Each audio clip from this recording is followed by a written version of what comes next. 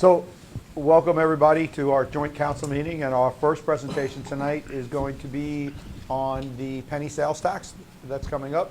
Jarrett, please, go ahead. Yeah, absolutely. Thank you, Mayor. Appreciate the opportunity to be here to present to you guys.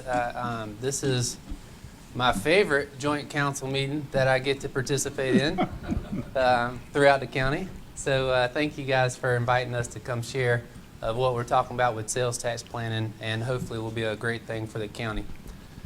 So as talking about, I want to talk about what we did last year, what we have done since this year, and what we're going to do next year.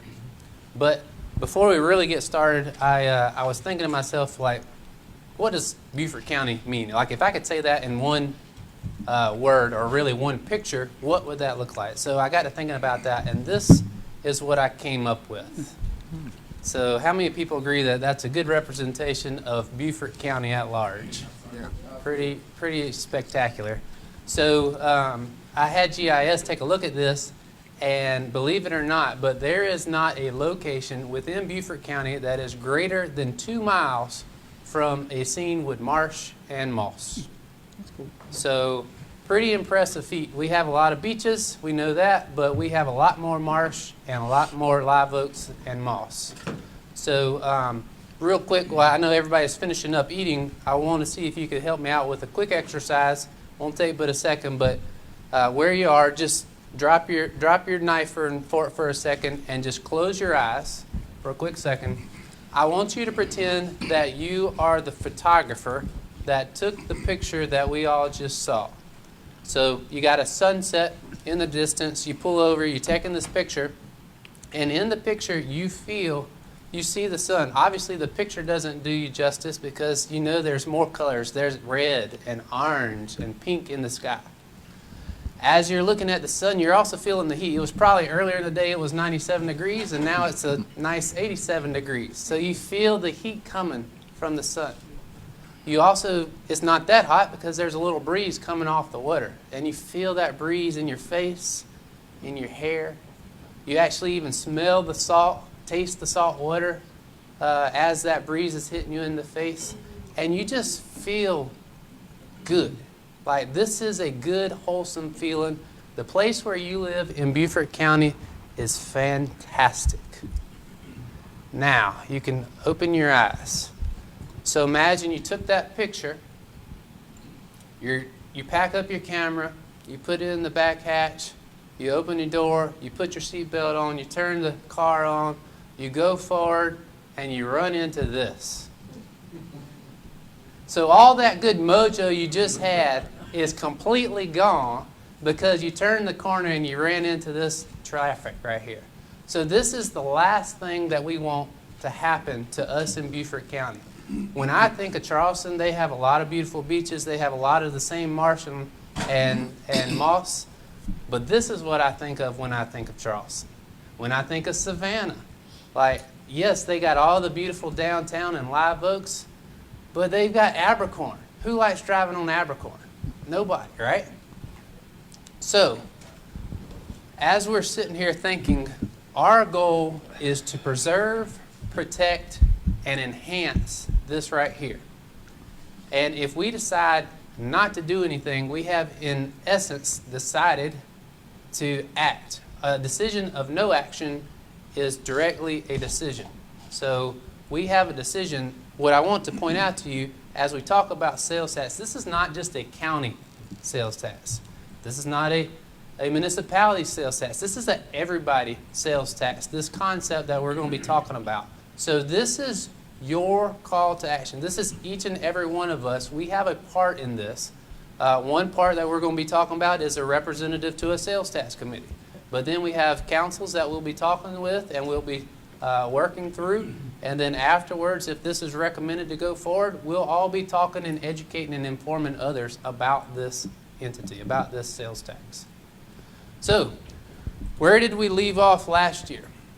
As you're aware, we had a Transportation Advisory Committee that got established last January. It was a 17-member committee.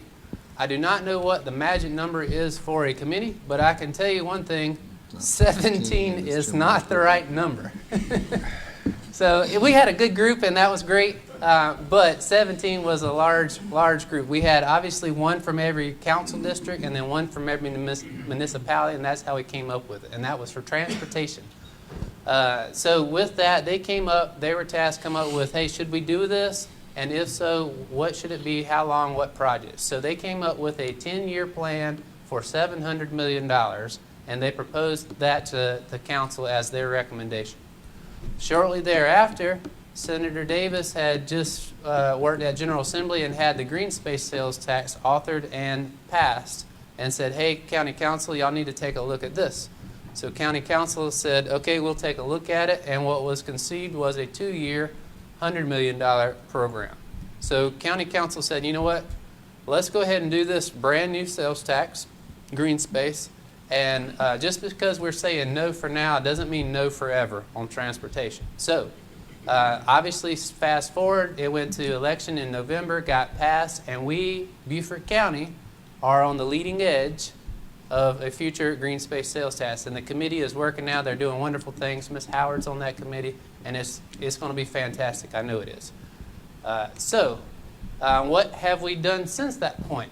Probably the biggest thing is part of that no for now but not forever. Council said, you know what, we're going to give some funding money to get started on this project. The work product that committee did was a really good work product, and let's use that to springboard into what a future sales tax in November 24 would look like for transportation. So they took $6 million. So this is no sneeze, nothing to sneeze at type money. This is big money, and put towards those projects. So engineering staff and Eric Clausen and myself, but mostly Eric and his group, have been wide open busy working on these behind the scenes. And the goal is, if we are successful with future sales tax, that rather than wait 2-4 years before we have orange barrels, that hopefully we've got projects started so we can get more work on the street sooner and faster. So that was the thought. Secondly, we've been doing a ton of research. So right after, I know we had the 4 months that we worked with the Transportation Committee, staff has done a lot more research. We've reached out to the State Department of Revenue, and we have a copy of the last 20 years of all sales tax data collections in the state, in every county, on every sales tax that has been.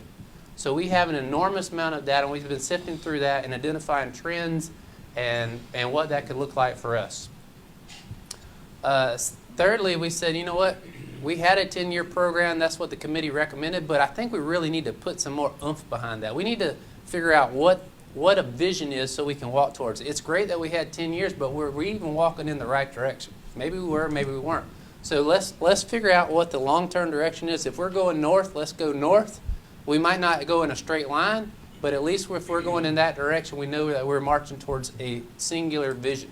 And also, let's make it long-term. So let's put the end zone way out there so we can really achieve it and see our development over time. So we said, let's go with a 25-year horizon, and let's make a vision. And we'll talk more about that in just a second. And then lastly, collaborate with other counties. We're not the only ones that are feeling this pressure from all the growth that's happening within the state. What are other counties doing? We recently were at the South Carolina Association of Counties about 2 weeks ago, and we hosted a meeting with all the other coastal counties and said, hey guys, what are y'all doing about this? And come to find out, we're not the only ones. Really, there's a lot of the coastal counties that are considering sales tax programs of some nature in November of 24. So there's a lot of people that are moving in the same direction that we are. One of the interesting things is, even though people are considering it, not many people have done action. So we're actually leading that. So the fact that we're here today talking about sales tax is ahead of the curve. So collaborating with others. So why sales tax? What are we even talking about? So like I said, a decision to do nothing is an action. So even though you may say, no, we're not going to do it, we don't have the money, well, that in itself there's a consequence to it. So if we were not to use sales tax, what would be other ways that we could fund infrastructure? And this is just a list of different ways, not saying that we would use any of these or all of these, but just to give you a kind of figure of the type of funds that are out there to fund infrastructure. As you can see, there are different varying, but there at the bottom in bold is sales tax. So our sales tax in Beaufort County roughly is $60 million a year. That's a year. So that is the largest tool out there. That's the reason we're talking sales taxes. When you show up to a construction project, there's a difference if you show up with a hammer or if you show up with a jackhammer. So the same thing here. That's the biggest tool available at local government level. So how does that compare throughout the state? So we're the 10th largest county within the state, and our penny, this is based off 2021 numbers, is roughly the 5th largest. And based off this, I think our numbers are up. We're probably even higher than Lexington at this point as far as growth is concerned. So 5th largest as far as our penny. But what's interesting about this is how do we compare per capita, so our population. So when you look at it on a per capita basis, we actually have the 2nd strongest penny throughout the entire state. The other interesting thing to note about that second column is if you look at the first 3, you see Charleston, Beaufort, and Horry. All 3 of those have the same tourist economy versus the rest of the state. You also see that they're around $300 per capita. The next level is Lexington, Ridgeland, around $200. So 50% higher than the rest of the state. So sales tax is a powerful tool. Where we live, it's even more powerful. So that's the reason that the sales tax discussion is such a powerful discussion. So what does that look like graphically on the state? What are the other counties doing? So this is a lot of colors on here, and you don't need to read the little print, but basically, so state sales tax is 6%. So no matter where you go, that's the baseline. Per state statute, there's allowable for local municipalities, local counties to have up to 3 additional local sales tax. So you can be anywhere from 0 at 6 cents, or you can have 3 all the way up to 9 cents. The majority of counties, over 56%, have 2 pennies, so they're at 8% sales tax. Then the next group of 32% has at least 1, and then on the bottom end is 0. There's 3 counties that have 0, and you can see that in white: Oconee, Greenville, and Georgetown. So this map is as of this May. Prior to this May, Beaufort County was a white county with 0 sales tax. The reason is we just passed green space in November, so it started collection as of May. On the flip scale of that, so if we're at 0, who's at 3? There's 3 counties that are at 3-cent sales tax, and that is Myrtle Beach, which is a subset of Horry County, but Myrtle Beach, Charleston, and Berkeley. Again, prior to last year, Jasper County also had 3 sales tax, but their transportation has been fully collected and it rolled off, so they dropped down to 2. And Berkeley County switched places. So there's 3 counties within the state that have 3 full pennies. So thinking about the last slide, so we're at $60 million, and prior to green space, we were investing $0 into our community from sales tax. Charleston County's penny was worth $135 million. So they have 3 sales tax going, so they are basically investing $400 million a year into their community while we were investing 0. Now, I don't think, if anybody's visited Charleston recently, I don't think that 3 pennies on their sales tax has slowed any amount of tourists visiting their nice county, nor the amount of houses that are being built in Charleston County. The same goes for Myrtle Beach. So we said, you know what? What about if we just hypothetically said, so obviously we're at $60 million times 3 is 108. So almost $200 million a year we would invest in our community. What would that look like? How could we spend that? So if you look at these different counties, they have different designations. Everybody has a different mix of them. But we said, what about this as a mix? What about, again, a 25-year vision? And if we had 3 pennies going, what would that look like? Obviously, we talked about roads already. That's a definite need. I think we could probably all agree on buildings, too. There's a ton of buildings throughout the community, governmental buildings, recreation buildings. And when I say community, I'm not talking about Beaufort County alone. I'm talking about Beaufort County municipalities, whether it's town halls or city halls or performing arts centers or whatever. There's a lot of building needs that would benefit the citizens here in Beaufort County. And lastly, any good community would want to have good schools. Schools is a little bit different right now. Obviously, we've heard what the school district, they're looking at their own GEO bond this November for $450 million.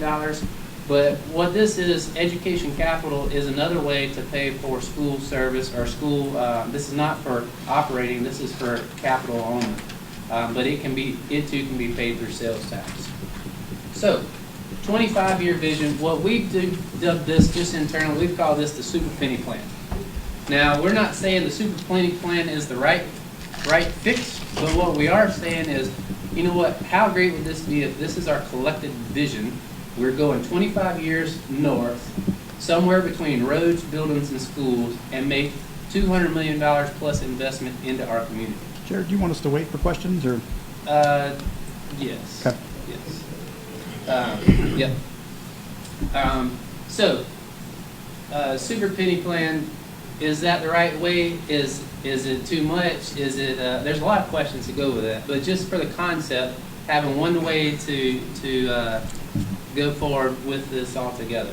So we said, well, how do you even justify 25 years? This is the one thing that I think, I know there's questions, and I can even feel the question right now. Well, you've got a 4-year sales tax and you don't have any project done from 2018, and that is one valid point. But that is not the correct lens, and when you hear public say this is your response. The implementation time is not the same as the collection time, or the collection time is not the same as the implementation. What I mean by that, it took us not 4 years, but 2.5 years to collect $120 million. We all knew when that penny started that it was going to take longer than 4 years to build the bridge to Hilton Head. So we'd be in a lot worse point if it took us 20 years to collect $120 million and it takes 10 years to build the project, versus if it took us 2.5 years to collect the money. So implementation, or collection, does not equal implementation. So if we look back, just on a quick history tour, so in 1995, the State Assembly, or General Assembly, approved the use of state transportation tax. Does anybody know when Beaufort County first had our first sales tax, transportation tax? Highway 170. Was that? 170. Yes, but when was that? 90. 2002? 2004, 2, 2002. 1. Pretty good 1 or 2. guesses. So it got approved in 95. All states say you can do this. We actually went to the referendum in 1996. It failed. It got repackaged, and we did it again in 1998. It was for 170. It was for 2 years for $40 million. We were the first county in the state to go forward with a transportation sales tax. Very similar to green space. So we are very much trailblazers in Beaufort County. And you need to hear that. Whether you were on council or not, you need to know what your history is, that you as a Beaufort County representative, and Beaufort County, I'm talking the collective Beaufort County, you're trailblazers. And we did this in 1998. It provided for 14 miles of widening of 170 from 2 lanes to 4 lanes and 2 bridges, both the Broad River Bridge and the Chichessie River Bridge. So pretty impressive project that our sales tax was involved as a local match to that. Our next sales tax, anybody know when that was and what it was? 2006. It was for 6 years and $152 million. So in that project, this was one of the projects. This is up at Gardens Corner, 21. At the time, this is 6 miles of widening from US 21 to the Colleton County River line, Colleton County line at the river there. This was one of the deadliest roads in the entire nation. And this, obviously, that was due to the bus incident with the Marine Corps Depot recruits. But that helped catapult this project into motion, and we had county sales tax involved in this. 278, we widened 5 lanes to 278 from Simmons Mill to 170, 4 lanes to 6 lanes. North of the Broad, Old Savannah Highway, from 170 to Paris Island Gateway, we widened from 2 lanes to 4 or 5 lanes, 2.5 miles of widening. We added a second bridge to Ladies Island, so a dual lane bridge there. We continued the widening once we got off, 2.5 miles from 2 lanes to 4 lanes, all the way up to the Sea Island Parkway. Back down south, we widened 4.5 miles of 170 from 278 down to 46 with a 10-foot pathway. We completed the Bluffton Parkway and Bluffton 5A flyover, so tying into 278 right before you get on the bridges to Hilton Head. And then lastly, we did the Boundary Street project, which was only 1.5 miles, but it was a redevelopment, safety, and congestion and aesthetic project, which was very complex. Does anybody know when this project was completed? 2019? Good. March 2019. So this project got completed, let me do the math, 13 years after it was initially approved. So in 2006, we collected for 6 years to 2012, 7 more years before the last project was completed. So to say that this project was unsuccessful or all the projects we just showed were unsuccessful, well, we were looking at it with the wrong lens. Lastly, in 2018, we approved 4 years, $120 million. $80 million is going towards a $300 million bridge to Hilton Head, the Ladies Island projects, and then the pathway projects. The pathway projects, they seem like easy projects. Oh, you should have them all done by now. Every single pathway project has as much or more right-of-way acquisition than the $300 million bridge project. And most people don't want the right-of-way or the pathway directly in front of their house. Most projects have 15 to 20 plus homes that we have to or move this pathway in front of. So the utility coordination is the same, the permitting and the level of effort is the same. So they're all challenged. So we have one bridge, 9 projects on Ladies Island, and 24 more transportation projects that are called pathways. But we will get these done. So when you look over the last 25 years, we've been extremely successful. And in fact, we only collected sales tax for 12 out of those 15 years. So 13 years, we didn't collect sales tax. So imagine what 170 and the Triangle Project would look like. Imagine what Reimagine Rebo would look like. Had we collected for those other 13 years that we didn't have the collection or the sales tax in place. So where are we going next with this? So council's created a 6-member sales tax commission. That's a lot different than 17. What is that about? Well, as I mentioned earlier, the super penny plan concept includes a couple different sales taxes. Now, are we going to do them? We don't know. That's what the sales tax committee is going to help us figure out. But last year we had a 17-member because that was transportation. You are not required to have a sales tax committee for transportation or for education. But inside capital projects, it says not only shall you have a commission, but this is exactly what it's going to look like. And it stipulates that in detail in the statute. It says you will have a 6-member committee. 3 of those will be elected from the county, appointed from the county, and the remaining 3 will be from the municipalities. The 3 from the municipalities, it goes into further detail and says this is the exact formula you will use based off population and average appointed index on how you will get to that. When you apply that to us in Beaufort County, by equation, it comes out that there's 1 for the town of Hilton Head, 1 for Bluffton, and then 1 shared between the town of Port Royal and the city of Beaufort. So I'm sure that's been a question. That's exactly. So if we don't do a capital project sales tax, there's no harm, no foul. If we do, we're ready, set. We don't have to go backwards. Also, so what is this commission going to do? First, they're going to evaluate the referendum. So basically, we're saying, okay, tell us whether we should do 1, 2, or 3, or 1, 2, and 3, or what combination do you think the citizens would be willing to take a look at? Also, what projects are going to be listed on there? How long this should last, each one, if we do 1 or multiple referendums, and how much money should they collect? And then the timeline. So the committee, the goal of the committee is to do this work between now and the end of the year. That doesn't seem like a lot of time, but last year we had about 4 or 5 months, and they did their work, and they did a great job. And even though it seems more complicated, we have the work product from last year, so I really don't think it's going to be as challenging as last year's was, starting from scratch. And then what that allows us to do from January until next November, we have basically 10 months, 11 months to educate and inform the public.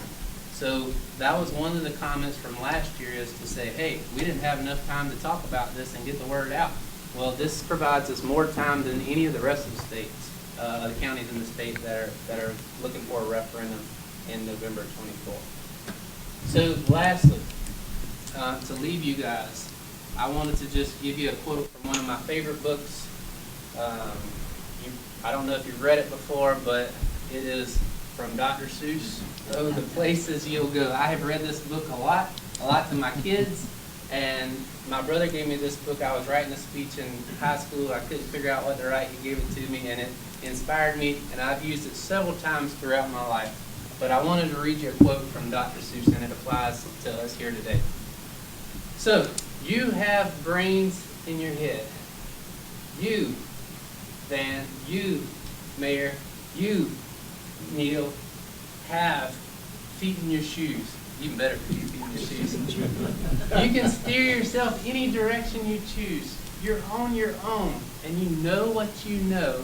And you, Beaufort County, you, Town of Fort Royal, you, City of Beaufort, are the guy who will decide where you go. And will you succeed? You will, indeed. 98.75% guaranteed. So, you're off to great places. Today is your day. Your mountain's waiting. So get on your way. Thank you. Thank you, Jared, for that. Appreciate the history lesson as well. Been around for all that, but you forget about the dates and the times. I'll open it up to questions. City of Beaufort, questions? Jared, I'm glad that you've taken a 25-year, long-range look, because I think too often we sort of look at, we're reactionary in government. Who created the 25-year vision plan? That was staff. Staff Which? was at Beaufort County. Beaufort County staff. Okay. All right. And then I know the school district is coming in with another bond referendum question this coming November on the back of the 2019 request. Both Horry and Charleston, who have the 3 pennies, both have the ECI tax, the Education Capital Investment. And I know you had put that up there as potentially an option for us. Has there been any dialogue with the school district about supporting a sales tax penny versus a bond referendum? Yes, a little bit. We've had some preliminary discussions, so they're moving forward with that. They've got buildings to build, they're going to move forward. However, the interesting thing, both you mentioned Horry County. Horry County is an exact example. So they have one school district, they have one higher education, and they have one technical college. Exact replica of Beaufort County. What the Education Capital does, and this is the interesting part, it can actually defray existing debt, and then it is 15 years. So 6%ers pay for school operating taxes, but 4%ers and 6%ers all pay school debt. So should Education Capital sales tax be looked at, even if the school district moves forward today, and they issue, so they're not raising the millage, but everybody's taxes are going up because they're going to issue the bond for that $450 million if they prove successful. And Education Capital could come back and pay that off, which would reduce taxes back on everybody's property taxes. Oh, interesting. So it's an interesting concept. Is that right? Interesting. Is there an estimate on how much of this money is going to be coming from visitors? So we don't have the exact. We've always heard the number of 40 or 50%. That is a number that we intend to get an exact number and work with either the Chamber of Commerce or CVB or somebody to help us, outside entity to help us determine how much is coming from out of town. But a significant portion, to say the least. Yes, sir. So, tax is a 3-letter word, but it might as well be a 4-letter word, right? That's So, right. And we've had challenges trying to get this passed previously. Could you talk a little bit about what might we do differently to educate the public to be successful this time around? I think first thing is starting now. So having the time to get the education out there. I think successful referendums across the state, they've had outside groups that assist in that. So obviously as staff, we can inform and educate, and that's our line. But there's others that out there, whether they support it or not support it, they can make their voice heard, and I think that's another way for us to be successful. Town council. Hey, Real quick, can you talk about the project identification, looking 25 years out, how that would operate? Yep, so obviously we know some hot spots right now. We know Rebo Road, we know 170. Other areas in the county, we have exact, hey, this needs to be fixed. So those you can call out today. However, what we do know is we have known unknowns. So we know we're going to have safety projects in the future. We just don't know where their intersection's going to fail. We know that we're going to need turn lanes. We know we're going to have roads that need resurfacing. So we can put programs that are set up and identified funding, and then on a yearly basis, we can set up a index or a filter that can come, and so on a yearly basis, we can have a call for projects all across the county that could say, oh, hey, we have this intersection, would this fit as a safety project, for instance? Kevin? So go, Josh, go. Are we, no, okay. No, go ahead. All right. So I guess I'll just say, the good thing about this is no matter how much we talk about it, in the end, it's going to be the citizens that decide whether or not this goes through or not. I think part of that education piece, though, is inside the responsibilities for the committee as they evaluate what projects, are they also going to be breaking down the priority of each project, and then will that be available by the time that this is voted on, so that the citizens can see exactly when each project at least is anticipated to start? Yes and no. So some of the state statute, depending on which one, has different language on what you have to put in there. Priority is a little bit challenging in the fact that, say we want to get started with 270, let's use the last sales tax, 278. Say if that was the priority, that project's going to last 10 years. I mean, it's just a long project. So there's nothing to say that we can't simultaneously work on another project. So even though this one might be a higher priority, there's the opportunity to work on multiple projects at one time. So I don't know if that completely helps, but. So I just think it's one of those important pieces that have to be included if any community is going to be convinced of more taxation, especially in a time like right now. Yep. Real quick, first, great job, thanks, Jared. But I was going to ask, what's the kind of, do you have a deadline or time frame on when that 6-person committee needs to be stood up, when they're going to start making recommendations, and when they do, you said they're going to talk about the 1 penny, 2 penny, 3 pennies. We're going to be voting on our amendment tonight. I got you. There's been some discussion about that So already. then, from there, county Well, it's council's part of going to the be penny. talking about Sorry. it Monday at finance committee, and then forward it on to public facilities committee, I believe, the following Monday, and on to council. The goal from county council is to get it established in September, and then between September and the end of the year for them to do their work for the committee. And is there plan to do, because you said 1 penny, 2 penny, 3 pennies, is it just one recommendation? Or they say if you can do 1 penny and this is what will happen, you can do 2 and this is what will happen, and 3, and then council can pick from that, or are they just making one recommendation and council can either go with that one or not? Yes, Which one? There's You just knew one- that was going to be one yes to all of the above.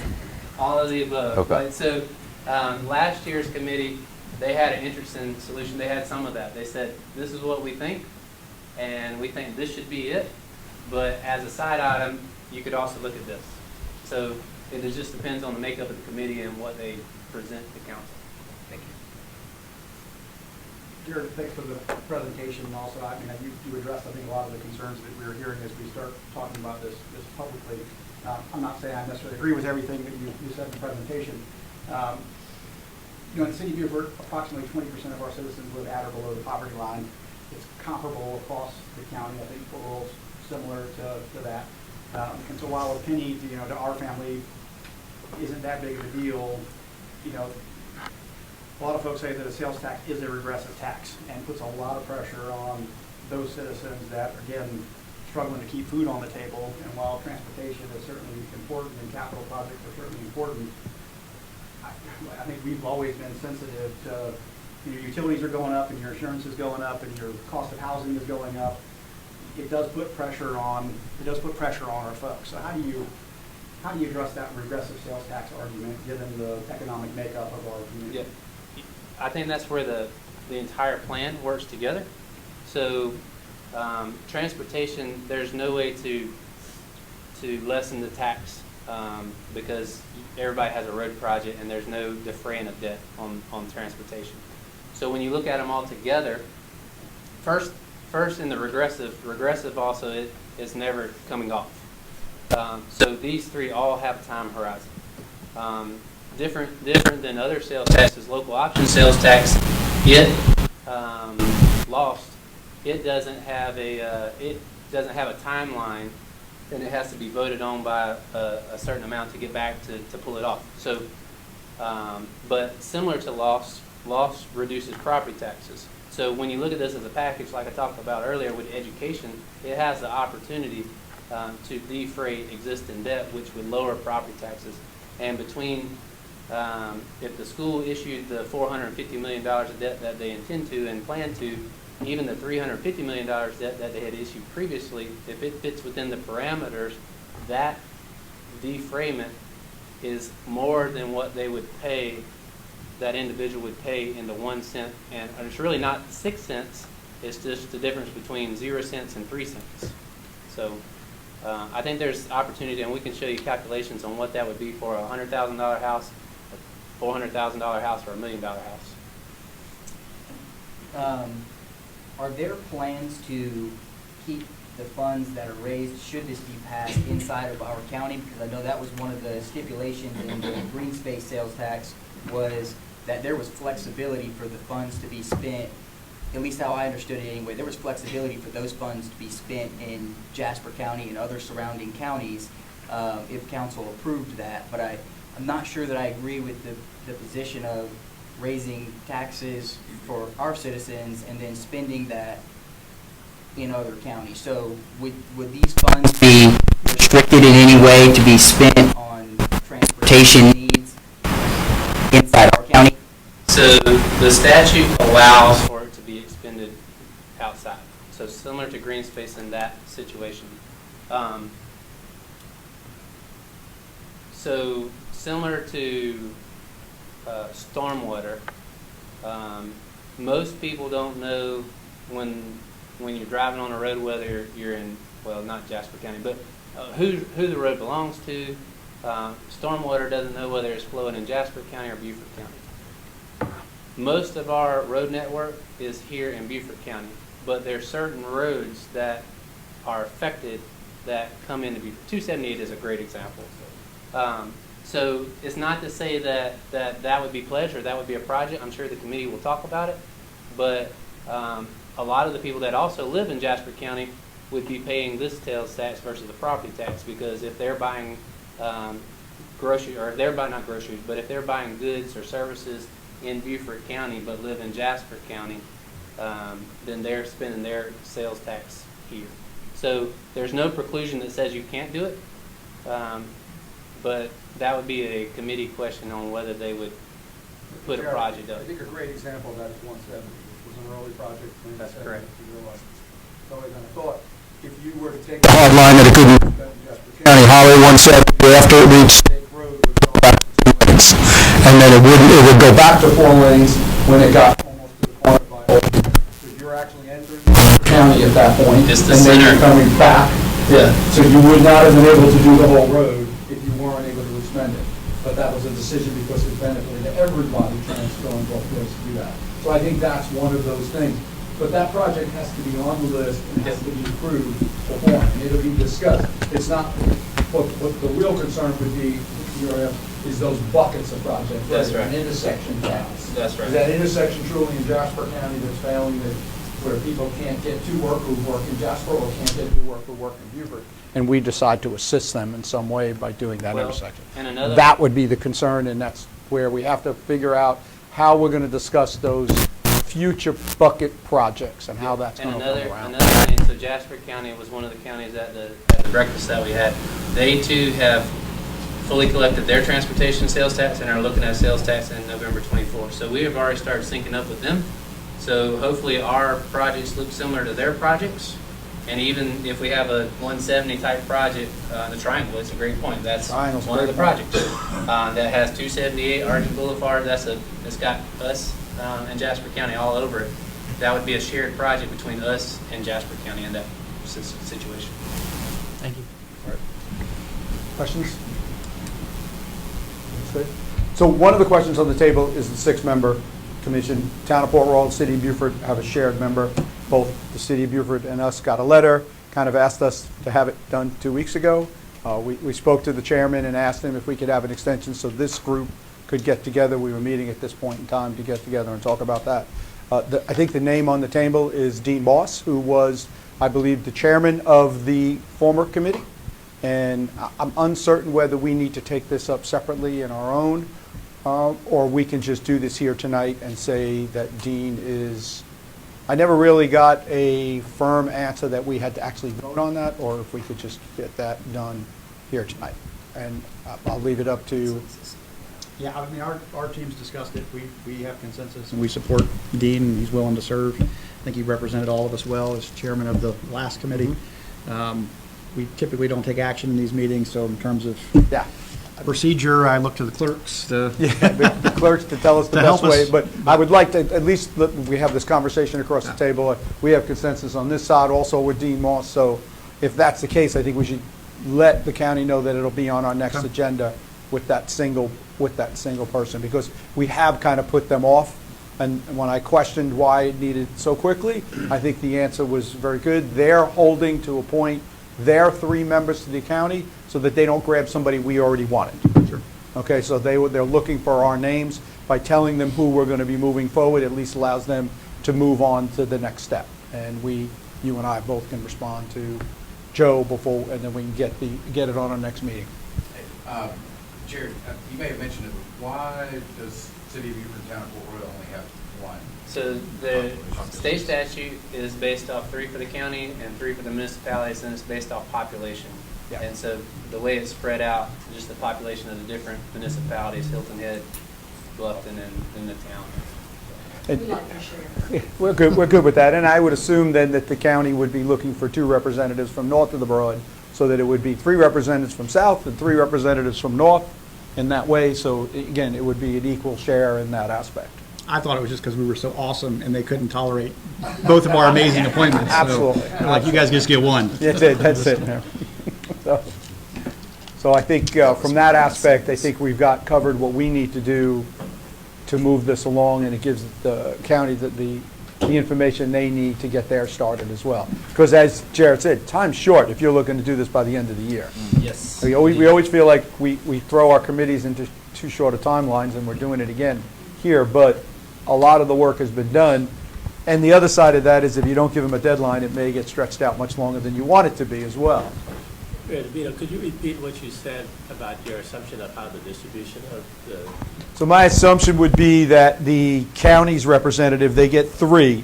They would choose 1 from south of the Broad, which then would give them 3 representatives from south of the Broad, town of Hilton Head, county representative, town of Bluffton. They would choose 2 from north of the Broad, which again would be 3, the 2 from the north of the Broad, and the 1 representatives from the City of Beaufort, town of Port Royal combined. So that would be an equal split in that way. And I think I saw nods from Councilman Howard on that, Councilman Hammond on that, in that as well. And I know that I've talked to Chairman Casamit about that same thing when the letter came out that we were sharing 1 and how it was going to be broke up. Anything else on that subject? Everybody's good? Reimagine Reboat Road, which is the perfect lead-in Yeah, from what we that's just... a perfect segue. And again, Eric Clausen, Director of Engineering for Beaufort County, for those that don't know me. I think that was a really good picture that Jared had at the very beginning. Unfortunately, I think when we close our eyes and we picture Rebo Road, we see the second picture. So again, there's a whole purpose behind reimagining Rebo Road. So this is really a partnership and a cooperation between Beaufort County, Town of Port Royal, and the City of Beaufort coming together and working with our consultant Stantec to look at Rebo Road and see what opportunities we have there to make that a more pleasant experience for those that live here and those that visit here. So what parts of Rebo Road are included in Reimagine Rebo Road? It is the 5.5 miles from Boundary Street down to the Russell Belt Bridge. So there's parts of that are included in Town of Port Royal and City of Beaufort, as well as in unincorporated Beaufort County. So touches all 3 entities. All 3 entities have something at stake, and again, just a great collaboration between the group. And the goal is to create a Rebo Road built for everybody. So again, drivers, bicyclists, walkers, anybody that is a citizen or a visitor to Beaufort County, that's who is going to use Rebo Road.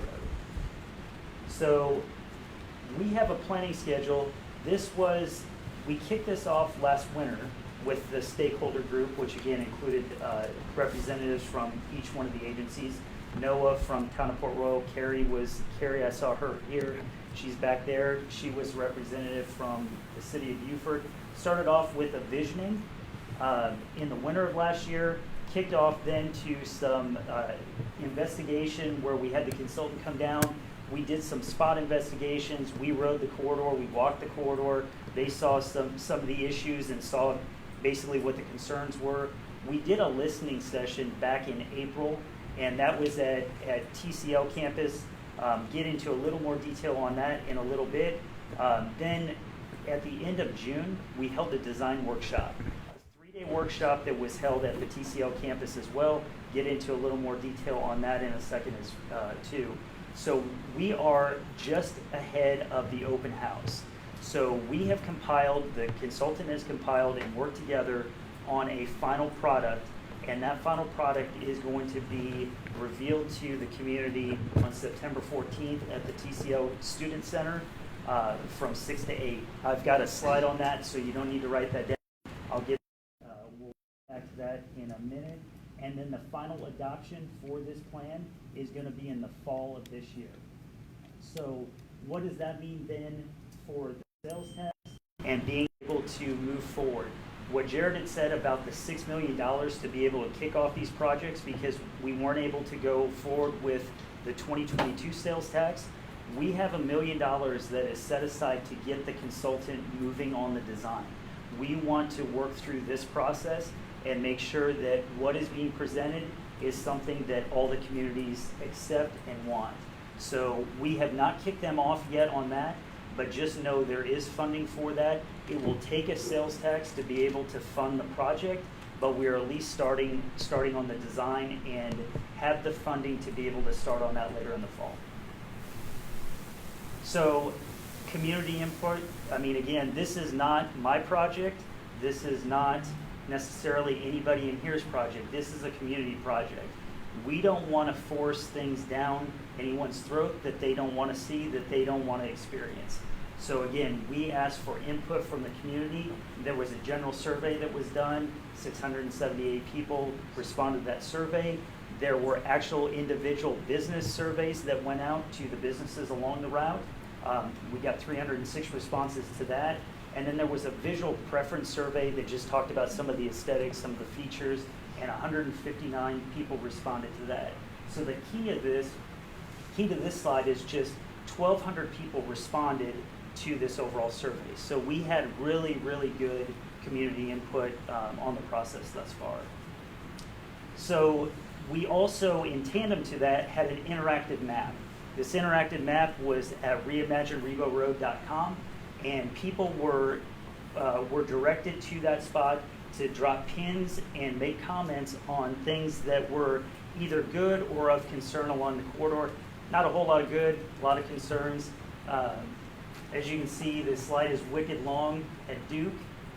Lots of pedestrians in and around the hospital. You can come to expect that. Wheelchair-bound folks frequently stuck here trying to cross.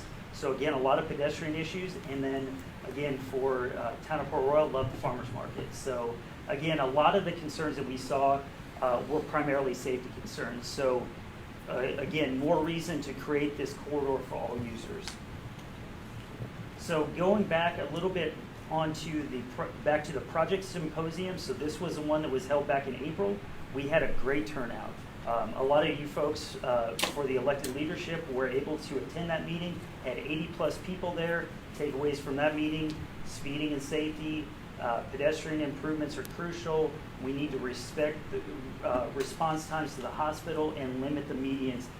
We basically heard in that meeting, don't make this Boundary Street. Boundary Street was a great project, but I think that there are concerns about congestion and just emergency vehicle access in or around when there is a crash. So again, we took that, heard that loud and clear, and again, that went into the process or the future design. So then in June, we held a 3-day workshop.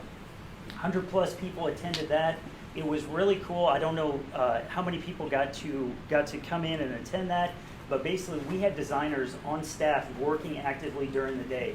Citizens came in, they were able to give us input, and then at the end of each one of those 3 days, there was a presentation to show the progress that was made on the design. So that was held June 27th through 29th, nightly presentations, and at the end of that was a pretty good design on what that corridor could potentially look like.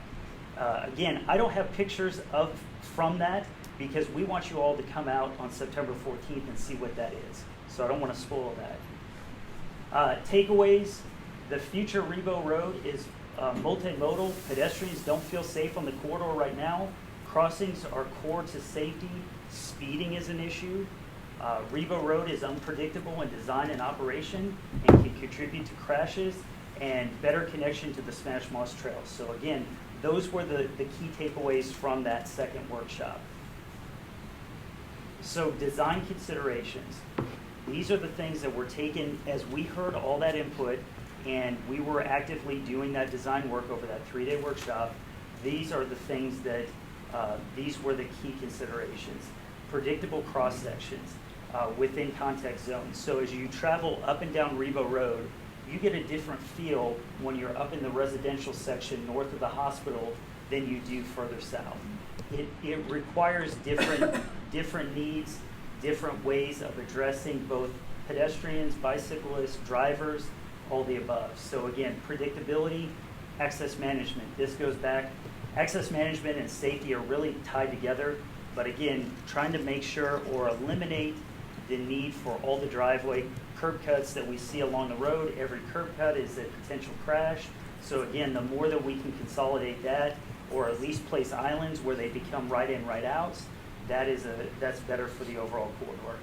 Then safety, so they're talking about reducing speeds and improving safety. A lot of that can be done with traffic calming, can be done with road dieting, that sort of thing, narrowing lanes down. So again, those things are taken into consideration through the design. And then mobility choices, again, making sure that the corridor is accessible to all users, people that are walking, people that are biking, people in wheelchairs, people that are driving. So again, multifunctional, we want this to be a corridor that is used for all people. So with that, again, I'm not going to show you any design because we want you all to come out on September 14th and see what that unveiling looks like. It's at the Student Center, again, 6 to 8 p.m. And again, you will be able to, we'll take some final comments, and those comments will go into then the final report from Santa. So with that, happy to answer any questions. Council's questions? So you can't tell us if you had anything planned for Rebo Road and Ladies Island Bridge? Well, yeah, so we'll talk, so we're going to look at we are looking at that intersection in particular for near-term, medium-term, and long-term design. So I think we can all admit that there's issues there now. There's congestion issues. So we've got Santec working on that. We also have a separate contract with Kimley Horn, and they're looking at not only that intersection, but the intersections over on the other side of the bridge at Meridian and Island Causeway, and that offset intersection over there for safety and, again, near-term, medium-term, and long-term improvements. So, again, please come out on the 14th, and we'll show you exactly I want to put you on the what that spot, looks yeah. like. Yeah. And thank you for the open houses. Those have been great, and I think that's really crucial when we can bring the public in and show them from the beginning kind of where this is going. So thank you all for doing those. I think the other piece of that is when we did that initial kickoff meeting back in April, we heard don't make it Boundary Street. The other thing we heard was, oh my goodness, you mean you don't already have this designed and you're not telling us what you're going to do. Yeah. So the idea that this was an open process, that we've held a sequence of of different meetings where people can see the design progress through. It truly is community input that was taken into this ultimate design. Eric, I think and I love where we are, and I like the way we're getting to where we are. That the question about Ladies Island Bridge, we're all anticipating to see what happens there at the McTier Bridge, and I think we have to be very cautious because to deal with cars reduces the ability for pedestrians to use an asset that was voted on, which is the path on, Yes. you know, the walking path on the bridge. So, because it's Yes. the right turn that's the issue from Port Royal, which reduces the ability for people to get to that. So it's going to be interesting to see. You got the right people working on that. I think the other thing, you know, we've talked, Jared and I've had some conversations about there's a way to do a path under the bridge to connect both sides of that road also, which would connect Port Royal better. There's the lands available, the spaces available, and maybe that could be part of this project to make a path under the bridge and around in that aspect. And I think the one thing that was missing from your statements, and I want to make sure, you kind of alluded to it a little bit, that the road changes from a commercial to a residential as you get past the hospital. And we need to make sure that the commercial section down here on this end is designed for commercial in that way. That is, you know, we have our own group that's working as well, and I know they're working with you on that. But that's one of the things we need to make sure, that this doesn't just become a freeway through what is really our economic corridor that we need to enhance and move forward. Well, and as a part of that, I think that there were proposals for gateways coming into Port Royal, as well as we understand that right now that's a 5-lane section, but strategically placed medians can, just that vegetation, what helps slow folks down, that it isn't just a pass-through, but that's part of the context design is taken into account. That's your front doorstep, and we want to be cognizant of that.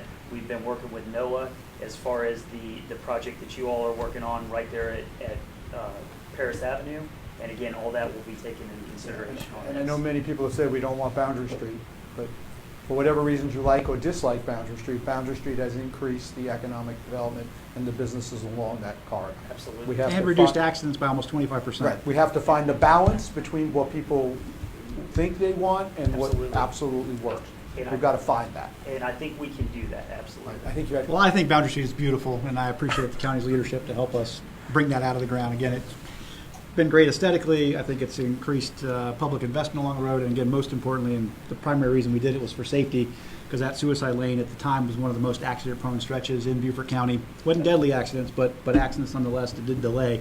And last time we pulled numbers was 24% reduction in accidents since we completed the project. Eric, thank you for a really great presentation and all the work that the county's done on Riewoldt Road. I'm really excited about continuing to move that forward. I'll echo Councilman Phillips. I thought it was a very inclusive process with the surveys and the days at TCL. I got to hang out with Noah in the sort of the design on demand. So September 14th, you present a plan, you take some feedback. What are the next steps after that for sort of formal approval of the respective jurisdictions to Yeah, get? they'll finalize a study or a document that will move forward. Really the next steps, that will be a presentation, and we will probably do that presentation. I believe that we have them, so they'll go around to each one of the jurisdictions and be able to present that to the councils. But really, the impetus or the where we're moving to this is to move straight into that design. So again, that way, if sales tax happens in 2024, they're already kicked off. They're working through that design. This is a project that we see, again, 5.5 miles. This is going to have to be a phase project. It's just too big to bite off with one contract, but we should be able to get started on whatever that phase 1 is immediately. So, Phase 1 is going to be Port Royal, I know it. We're going to Rochambeau for it. yes, sir. I had a chance to kind of digest what I saw at the work sessions, and north of the hospital you had going 2 lanes pretty much, Riewoldt Road. That's not going to sit very well, I can tell you, with our residents. I remember back in the 60s, it was 2 lanes, and it was just a long line back then, and we're talking 50 plus years now. And it's going to be a nightmare. There's no way 2 lanes, I don't think, is going to work on Riewoldt Road, and I'll oppose it any way I can. Understood. Yeah, I mean, that's one of the designs. So again, to talk a little bit about that one, as we look at volumes, the volumes actually between Boundary Street and Ladies Island Drive have actually reduced over the years. And so when you look at that, that's why this study is so important, that it was not just a planning concept, it was also a traffic engineering study. So Stantec has the staff on board to be able to analyze that and look at what that level of service is. That is one thing that was recommended, is looking at a road diet through that section, again, to create the bicycle and pedestrian lanes. And again, as you enter the bigger intersections, it then widens out. So again, you don't see necessarily that backup, but again, more to come on that on September 14th.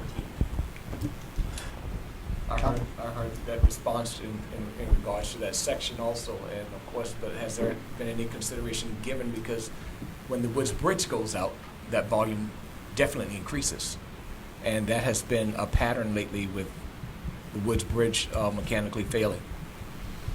Yeah, and that is all taken into consideration on what that worst case scenario is with those traffic volumes when that's analyzed, for sure. Eric, does the plan take into consideration the truck routes? I know we've been talking with the Woods Memorial Bridge, Yep. and trying to limit that traffic going over there, but does that plan take into consideration the commercial traffic? That is the truck route. So the truck route now comes up Rebo Road, and it no longer goes through down Boundary Street, but it actually comes up across the Russell Bell Bridge and then makes the right turn onto Ladies Island Drive. So again, most of all that truck traffic, the designated truck route is actually south of that section. It's supposed to be. It's supposed to be. I was actually going to kind of say the same thing Neil did. I would like to compare the justification when the council was presented to expand Rebot Road, and then compare it to the justification to have a road diet there. But I'd like to say too, I like Boundary Street, and I think that it has provided some betterments, but it has posed challenges for first responders responding to the hospital from that street, and I wouldn't like to see a road diet also prevent access to the hospital in a time of emergency when time is tissue. So if a road diet is what comes out of this, I'd like to advocate for one of those lanes to be dedicated for emergency response, because I think it is that important. So if you have one for your bikes and to add walkability, I think connectivity on that road can get anybody that's using a bike across Rebot Road. I don't know that you would need 2 lanes dedicated for that purpose. I think one would better serve first response with a direct shot to the hospital. So I think to answer that question, that is why we're not doing or proposing medians throughout. So the idea is that they're strategically placed. That way, if there is a crash, there is the opportunity to use that center turn lane for emergency vehicles to get around through that corridor. And again, there's still some consideration as to whether are the bike lanes going to be on street in that section, because we are trying to slow folks down, or is it going to be a separate multi-use path? Again, a lot of that is taken into consideration with that design. If it's on street bike lanes, then again, that provides additional width in the pavement. Thank you, Eric. Very much. No, we appreciate the update of where we are, and that date will be added to all of our calendars. And we'll be actively ready to review that. And as you can tell, comment on what comes out on that way. Well, we appreciate all that the county's doing. We appreciate you bringing it together. I know it started a long time ago with Port Royal wanting to do some. We approached Jared and we decided to do the whole corridor in that way. So I think it's good. Stephen, anything else? No, just, again, thanks county's leadership to bring it forward, and really happy with the process so far. So Yep. thank you. So there's a couple of discussion items. Wood Bridge study. So right after Councilman Bartholomew got elected, he and I were chatting, and he was getting some constituent complaints about the Woods Bridge opening and really disrupting sort of the Ladies Island side of things. We've been getting some complaints on our side about disruptions to downtown, so there was a question mark about whether or not the bridge tenders were actually following the currently prescribed schedule? Was the current schedule appropriate? Because as Port Royal knows, when the bridge isn't working like it's supposed to, or even when it's working like it's supposed to, it does have an impact into Port Royal. So David and I engaged our respective staffs, and so I want to thank Jared Fralix, who's been at the table with us, and Scott. Councilman Scoletti's been at the table now. We've had a couple of meetings. Huge shout out to Representative Erickson, who got DOT's bridge folks to town a couple of times now. We've looked at swing bridge schedules all across. We know a lot about spring bridges now. We've looked at swing bridges all across the state and their opening schedules. We do think there is some room to make a request to the Coast Guard. We reached out, our staff reached out to Coast Guard asking them, just simply, was the point of contact still the point of contact? And they responded with like a 3-page lesson on how hard it will be to get the schedule changed. So Jared had come up with, I think, a fabulous idea of getting a consultant on board to really look at not only the economics, but the sort of timing of traffic counts so that we can put together a data-driven, cogent request with the Coast Guard. And so DOT has agreed when we all get together and get a request that they will most likely support it as long as it's reasonable. I guess what we'd like to ask is once we sort of get together and get that request, we would come back to Port Royal, ask if you guys would support by resolution somehow. The county, ask the county to support by resolution as the city of Beaufort. And then we're anticipating sort of a staff up through Coast Guard, but then maybe a political down so we can meet in the middle, maybe a little faster than previous exercises. But the goal is to tighten up the schedule a little bit so it doesn't open as frequently, especially in those transitory months of, was it April, May, October, November? And then we're also talking to DOT about some type of notification system, and also the county. I don't want to steal too much of your thunder, but they've got a really cool ITS management plan that they're working on that might also take into account some signage so that folks can, liaison residents can see some real-time notifications about bridge and make a judgment call about whether they want to leave the house or not. So hope is, with everybody working together, we'll come up with a plan here soon, come back to you, ask for support, but hopefully not close the bridge as much, so take some of the pressure off of Port Royal as well. If I can build on I'll that. say, guys, gentlemen, you guys if jump I can in. build on that a little bit. Jared's done a great job. He actually reached out. We already had a contract in place, and he thought it would be a lot more money for the consultant. It came in at actually $10,000. I want to thank the city. I think they're going to split the cost to get that done, and we should have results back in about a month.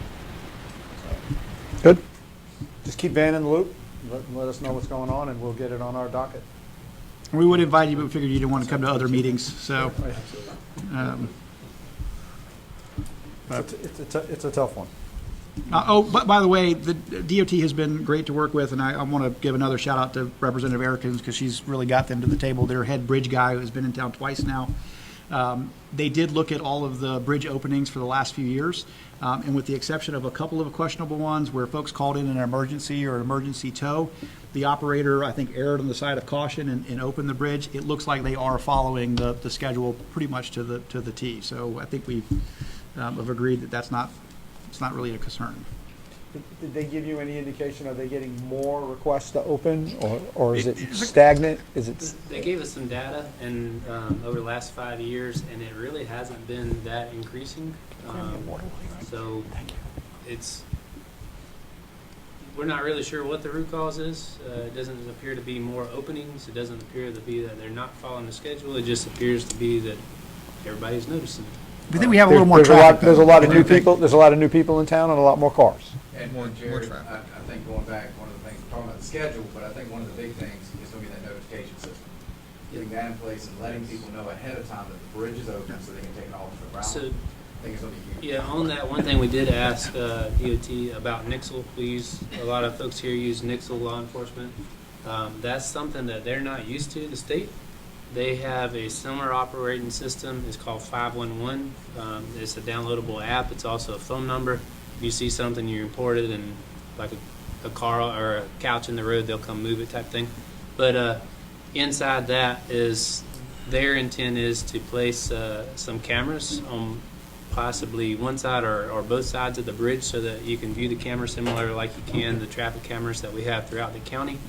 And between that and the 511 notification, you can kind of set it up similar to Nixle. And that would be a public education that we, as the local jurisdictions, would need to educate the public, the traveling public, so they can get those notifications direct to their phone. What is the average opening span? What's timeline? From the moment they lower the gates to the moment they bring the gates back up? I mean, I have sat there, got to be 1,000 times or more on my bicycle even, waiting to go across that bridge. And it doesn't feel like more than about 15 minutes at I max. think it's about 11. Yeah, I was going to say, it doesn't feel, it feels like somewhere between 10 and 'Cause I've tried to 15 go around. I minutes. take Meridian, I'll race it sometimes, Yeah. and I can never beat it. Right, so I appreciate your statement about taking alternate routes. I go the speed limit. That's a good statement, but the alternate route then ends up being through Port Royal, which backs our traffic up for 30 minutes, because once it backs up, it's backed up for a long time. So we have to be careful about that aspect.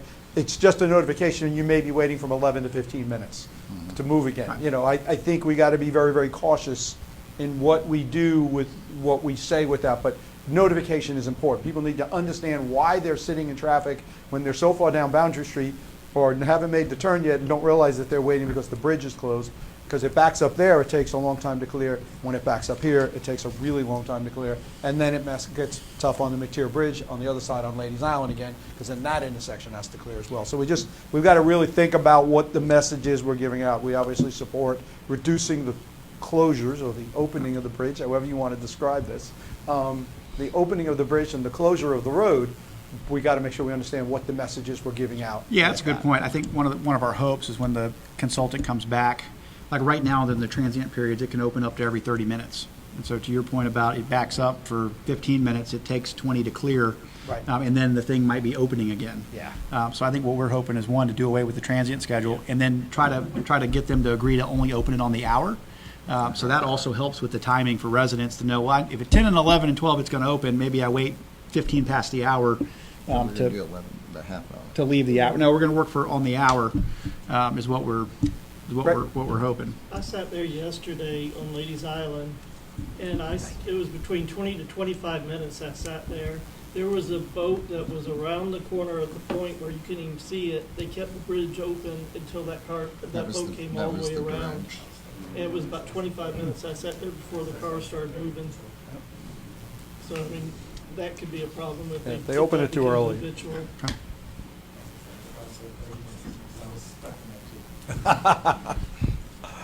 All right, anything else on the bridge? And congratulations on getting it. We just had some meetings, and Jared's really done the hard work of engaging the consultant. Well, yeah, and that, but it's also, Staffs, you know. you've also got it, it's historic now. I mean, that, The we haven't really, designation. Oh, yeah. we yeah, haven't really it's- talked yeah, about that. yeah. You know, congratulations on doing that. It is Buford, the swing bridge, in a lot of ways. It's been in how many movies and all kinds of stuff, so congratulations. Across the Mississippi River. Yep, crossing the Mississippi River on that bridge. Everybody can have that. So next item was Ladies Island Plan. So, as you might recall, in 2017, 2018, we passed the Ladies On Plan, and I believe all three jurisdictions consented unanimously to the plan. And one of the sort of action items in the plan, it called for a deeper level, more holistic Ladies Island Village master plan. And some numbers that scared, I think, all of us when we did the data collection was that there's room for back then an additional 6,800 residential units on Ladies Island. Ladies Island alone, that didn't count the rest of the Sea Islands, and an additional, I think, 1.2 plus million square feet of commercial space. So some of the strategies in the plan was really about, one, and I high five to the county for buying the Pine View tract and considering some other preservation to reduce densities in the rural parts of the island, but to also reorganize transportation, which is where the request for the 2018 and the 7 projects came in. I know the county's working diligently on those. But to also sort of reorganize the commercial and reorganize what was denoted as the village, sort of the village center, the heart, the downtown of Ladies Island, so to speak. Boundaries to be sort of defined, but essentially from the Woods Bridge to about Publix, and then some, geography off of Ladies Island Drive, whatever direction that is, east-west. We've gone round and round over the last 3 or 4 years about the scope of that Ladies Island Village master plan. But I do think with Councilman Bartholomew's leadership and Coastal Conservation League and Chuck Newton at the Sea Island Corridor Coalition, they've been sort of dogged in their approach. I think the city maintains that there is a need for a very robust and holistic village master plan, because no offense to the engineers, how we mitigate traffic and transportation is more than just concrete and asphalt. It's also about densities and zoning, additional public infrastructure. And so we'd like to support that. Not sure what Port Royal's role is in that. And David, I know you've jumped into this, so. I've been pushing hard to get this master plan up and running. It took some time, had to get the history lesson on that. But I think the time is right to make this happen. With the Whitehall project coming on board, Reimagine Revo, it's time. We can tie in downtown to Ladies Island, give it an identity, and redo that village master plan, but also seeing the development that's trying to be stopped down in St. Helena. If we do Ladies Island right, we can keep projects from expanding out onto St. Helena and keep that rule. So I think there's a holistic approach that we can take to make things right out there. But unfortunately, it is going to require a consultant and cooperation from everybody to get it done. I think the hope is we can build more sort of daily service commercial on Ladies Island.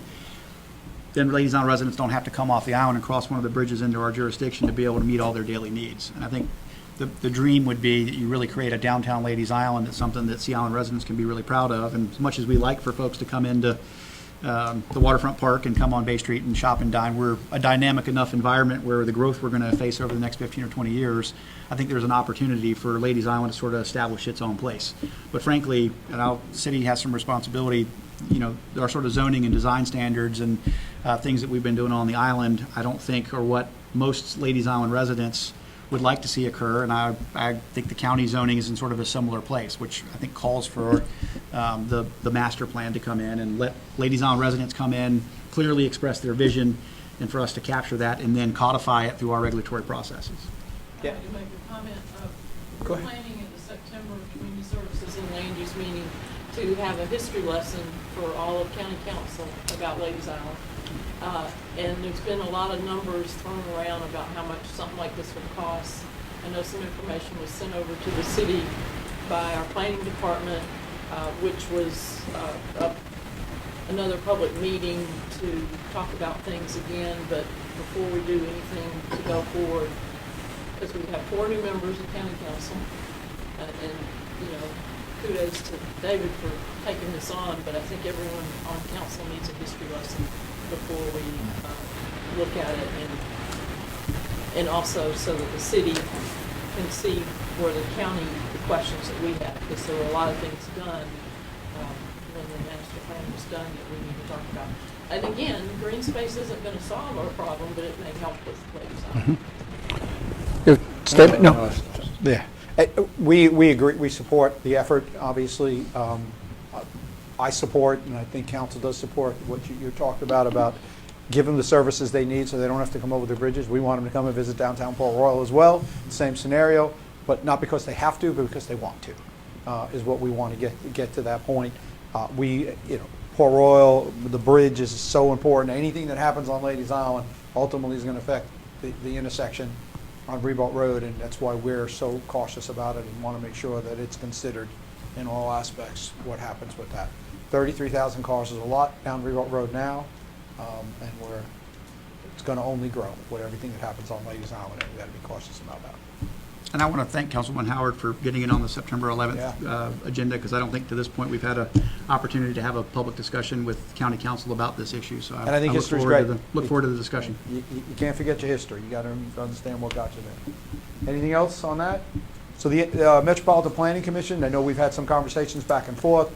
We've been actively involved in Port Royal, looking at what our options are if you decide to move forward, and when you move forward. At this point, we're ready. We've done a process to stand up a commission if we have to. We've decided to keep our DRB and our Planning Commission separated. We're going to stand up one new one and leave our DRB in place. We're not moving forward or announcing that we're looking for commission members until the point that we know exactly where you're going to go, and then hopefully we can agree on some timeline in that aspect. So I just wanted you to know where we were with that aspect, and then hear where you are with it at this point. Yeah, well, first I'll just say that we're not going to pull the plug on anybody, and we will, keep staffing and keep producing the Metropolitan Planning Commission until such time that Port Royal's, ready to transition to the new Planning Commission. Our staff packaged up a whole host of recommendations, including the standing down of the MPC and the standing up of the new DRB Planning Commission at their last meeting. They asked a lot of good questions and gave a lot of good feedback. That's now been sort of captured in ordinance form. It's been reviewed by legal. It goes back to the Metropolitan Planning Commission next Monday on the 21st. I'll just be candid in this room and tell you that I don't suspect that the MPC will vote to shut themselves down. I hope they do, because I believe, and I think I speak for council when I think they believe that having our own Planning Commission combined DRB that gives a more comprehensive review of projects helps us achieve our goals of being more predictable, being more streamlined, yet being proud of development that's sort of coming out of the ground, which is a place we've struggled, frankly, over the last few years. So we anticipate, after it comes from the MPC on the 21st, it'll come back to council for first reading on September 12th. And then most likely, depending on the outcome on the 12th, the last meeting in September for second reading.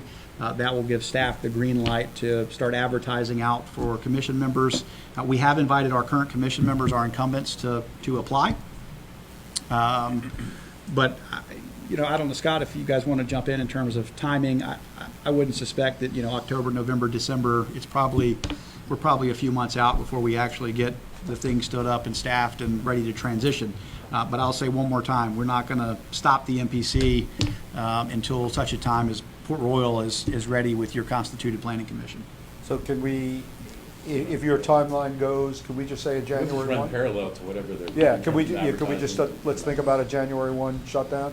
Because obviously standing up a whole new commission, you as well, but there's going to have to be some training of those members before we just throw them in front of taking on some. I'd like a little bit of time to. The good news, and I offer it to Port Royal, you've got some good incumbent members of the MPC, right. And same thing with us with our DRB. Yeah. So I'm not going to speak for council on this issue, because we're asking everybody to reapply and asking for new folks to apply.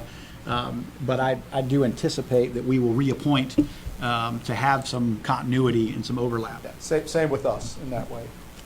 Noah? I just wanted to point out, in the past, the city and the town, all the planning commissioners have undertaken annual training and stuff together with staff facilitating that. Okay. I'd be happy to continue that. Okay.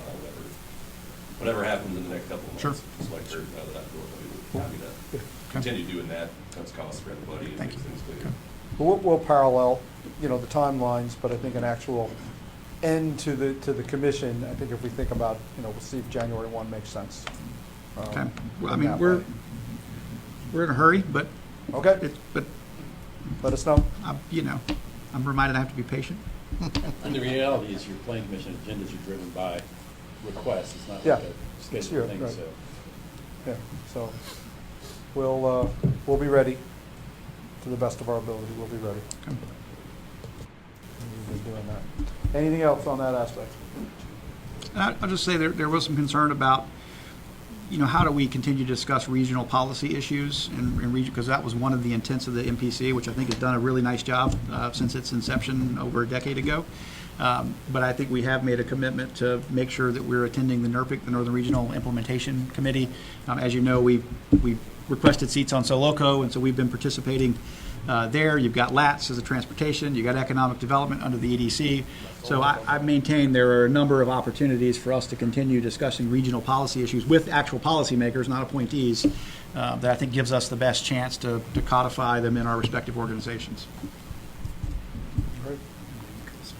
We're up to miscellaneous items. Anything, council or county staff? Jared was sticking around. I think he has. No. I did have something, actually. Go ahead. There we go. There you go. You didn't know it.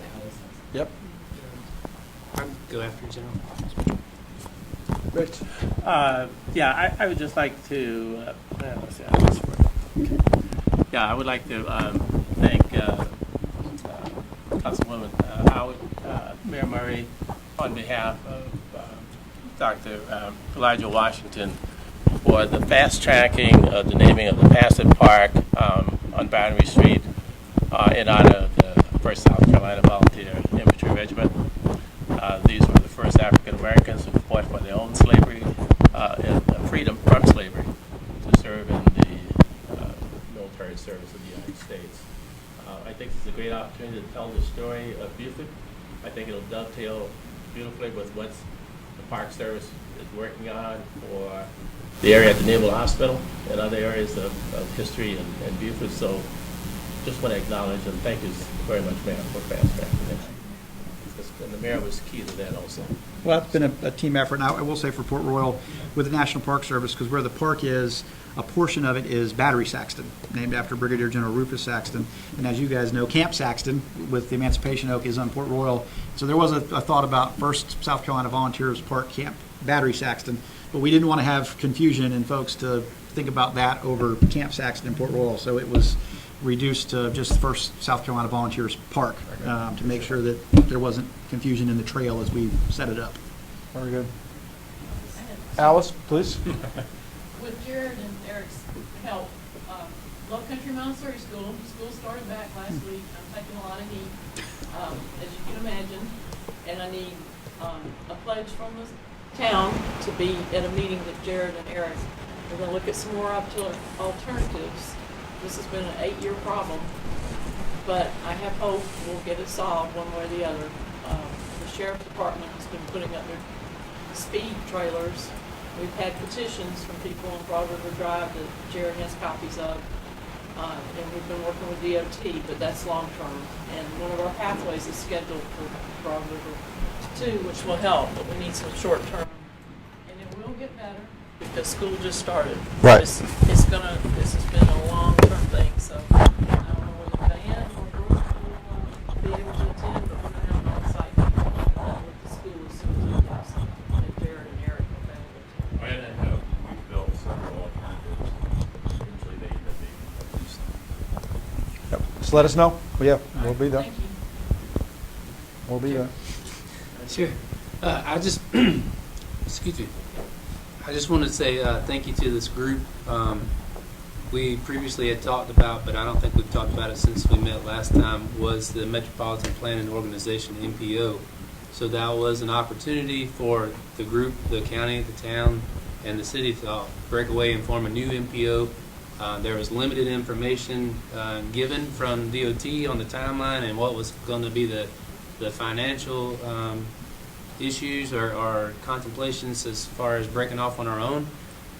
But even with the limited information, the fact that we all chose to stay together as one MPO and a united front with the rest of Southern Beaufort County and Jasper County and Hardeeville, I think is just a testament to everybody here. So we are working regionally, and I appreciate everybody's efforts. Go ahead. This is not on the agenda, but I just wanted to also somewhat echo what Jerry said also, in regards to a united front. This is a beautiful sight to see our sister and the county all sitting at the same table and having a civil discussion, and also the support of the community as well.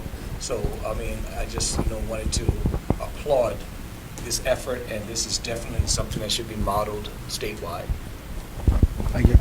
Just wanted to thank Port Royal for hosting us here tonight. A great dinner. I just couldn't find the pie, but it was a very good dinner. I got a note from somebody that said no pie for you. Cookie pie. Cookie pie. We're concerned about you. We're very concerned about you. Councilman. Real quick, I just wanted to ask the city about y'all been having your, I guess, weekly meetings. There are the development code changes regarding zoning. They feel weekly, but they're monthly. Monthly, okay. And if you could talk to just, what was the reason behind why you're doing those? What's the goal? What you're trying to get out of it? How it's going? And then any big we passed this great things that have come out of it. Like we passed this great form-based code in 2018, which I'm really proud of, and we passed the civic master plan a couple of years before that, which really is the city's long-range, 50, 75-year plan. And I think it looks at how we grow, because growth is coming. I think it looked at the comprehensive plan, looked at the Northern Regional Plan, and decided that we can't road and bridge our way. Certainly, I'm not saying no roads and bridges, right? Roads and bridges are absolutely critical to how we manage growth. But we've got to move back to a more traditional city building approach and get away from a bit of the auto-centric development pattern that we've been. If anybody reads Strong Towns, right, or Congress of New Urbanism, it's about moving back to walkable, mixed-use, compact, beautiful places similar to how downtown developed 100, 300 years ago, which is a real challenge given the economic conditions that we live in, the development pattern we live in, what people are sort of used to. And so we passed the code, and frankly, we didn't really have the right staff expertise to get it right. And so we green-lighted a number of projects that I don't think we're very proud of. But we've got great staff in place, and Kurt Fries and our planning director, and Mr. Marshall's in as our new city administrator. And the idea is that the code's not perfect. It is an evolving document that's going to take constant polishing to make sure that we get it right. I think the other acknowledgement is the more we put codes and regulations and process barriers in place, the more it drives up the cost and frustration to do development projects. Yep. And, I've said this before, as a guy who's been bootstrapped and tried to build economic security for my family, it's driven guys like me out of being able to do development projects where only the uber wealthy are able to come in and invest in our communities. And that's not healthy for any of us long term, I don't think, for a whole host of reasons. So our goal is to try to make our process more predictable, more streamlined, to not take unnecessary time or cost for folks that are doing development, whether it's young guys, young family folks, or big developers, but at the same time be really proud of the new development that's coming out of the ground and making sure it's informed a little differently than, again, some of this auto-centric development stuff we've been building for the last 40 or 50 years. So our first couple of meetings was all about process, and that was looking at our historic review board, and so we're putting some more findings around our historic review board. We're making it harder to demolish buildings in the historic district, so we're tightening up some of those standards. But then the other issue that we've had is that we gave more authority to the Metropolitan Planning Commission than the other two jurisdictions with the passage of our code back in 2018, to where the MPC actually has regulatory authority over some of our projects. And again, that's no slight on anybody else, that's just the reality of what we gave them, because they did have expertise, and the MPC's been a great body. But they were only looking at sort of the site conditions. Then it would go to the DRB to look at the vertical conditions. And given we're really trying to shape development in a different way, we feel like it needs a comprehensive look of how's the siding look and what's the architecture and what's the vertical going to look like. Drive-throughs are something we've struggled with a little bit. So our hope is the combination of this is going to create predictability, create a streamlining effect, but also get better development that looks like stuff in the civic master plan and stuff that people are going to be proud of. It's been some long nights around the council table.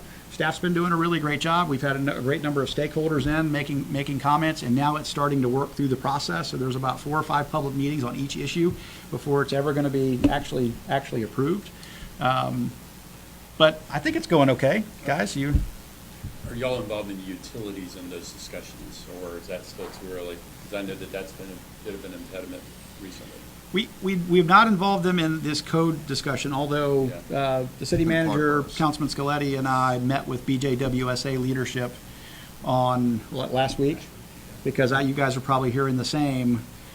Projects are getting approved, and now BJWSA is coming back sometime after the fact saying they don't have the capacity, primarily in sewer, to be able to support the projects. And it's essentially creating a moratorium on growth within the urban boundaries, right? At the same time, we're seeing some things being approved in sort of the outskirts with capacity.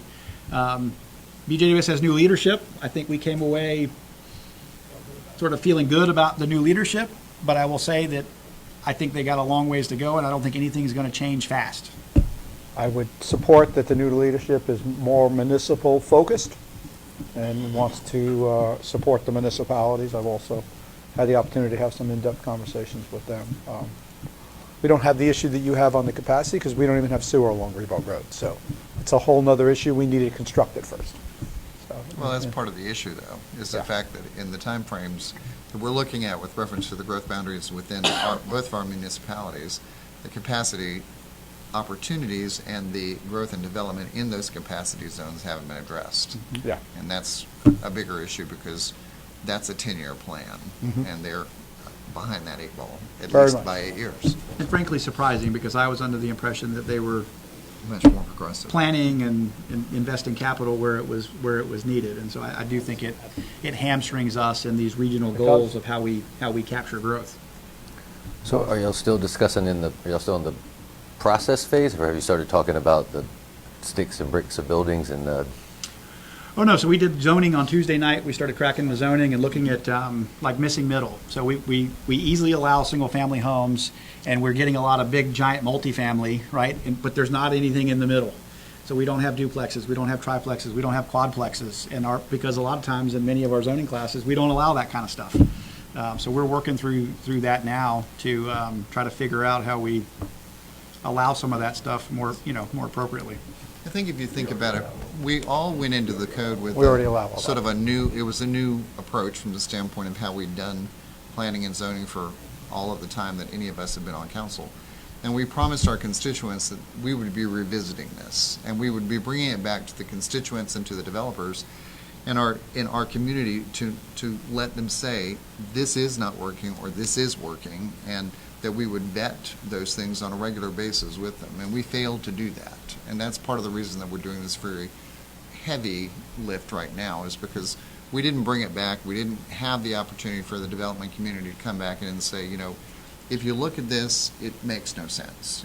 This was an unintended consequence of what we intended within the code, but it really doesn't make a lot of sense, and it costs us a lot more money. And so those are the kinds of things that we're opening for all jurisdictional reviews to say it's time and it's over time that we should have been doing this. So No, I know it is a heavy lift, and kudos to y'all for taking it on and not kicking the can down the road. So I'm just anxious to watch what comes out of it and what the And process. I'll give our team a lot of credit, because there was a suggestion that staff would sort of go behind closed doors and come up with all the recommendations and then just come out and sort of push them through the approval process. And I think we sat around the table and said, no, we'd really like to be included. We'd like all the members of the public and stakeholders who'd like to be a part of that process to be there with us.